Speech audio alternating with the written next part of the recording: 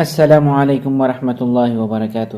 محترم سامعین، آج آپ لوگوں کے سامنے 3 بیماریوں کے لیے وظائف بیان کروں گا۔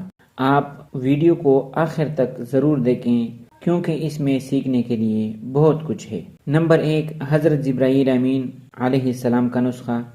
نمبر 2، لا علاج مریضوں کے لیے خوشخبری والا وظیفہ۔ نمبر 3، ہر بیماری کے لیے یا سلام۔ اب آپ ہر ایک کی تفصیل سنیں۔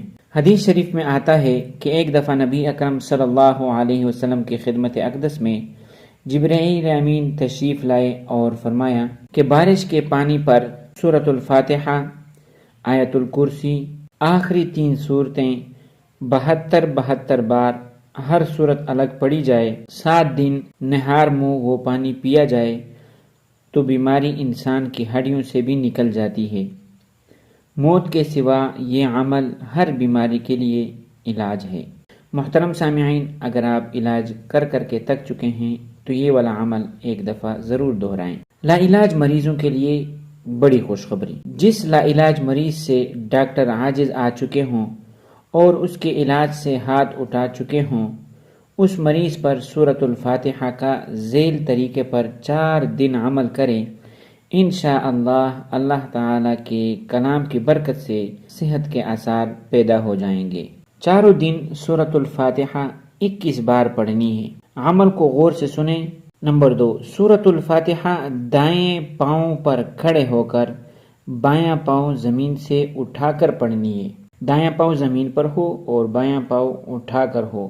پہلے روز مریض کی داہنی جانب سرہانے کی طرف، دوسرے روز داہنے جانب ہی مگر پاؤں کی طرف، تیسرے روز بائیں جانب سرہانے کی طرف اور چوتھے روز بائیں جانب پیروں کی طرف۔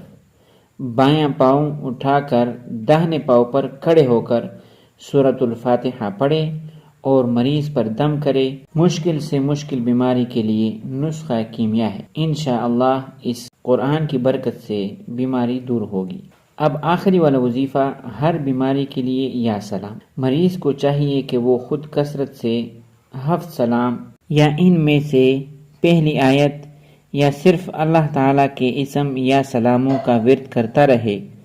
اگر کوئی شخص مریض پر 136 بار پڑھ کر دم کرے تو انشاءاللہ اسے جلد صحت نصیب ہوگی، مگر پڑھنے والا کم از کم اتنی آواز میں پڑھے کہ مریض کو اس کی آواز سنائی دے۔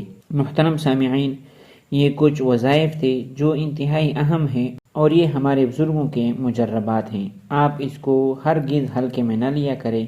انشاءاللہ اس وظیفے کی برکت سے انشاءاللہ صحت نصیب ہوگی۔ ساتھ میں آپ ڈاکٹروں سے بھی رابطہ کریں، انشاءاللہ آپ کو فائدہ ہوگا۔ اللہ تعالیٰ اس عمل سے فائدہ اٹھانے کی توفیق عطا فرمائے۔ اللہ تعالیٰ آپ لوگوں کو خوش و خرم رکھے۔ وآخر دعوانا ان الحمدللہ رب العالمین۔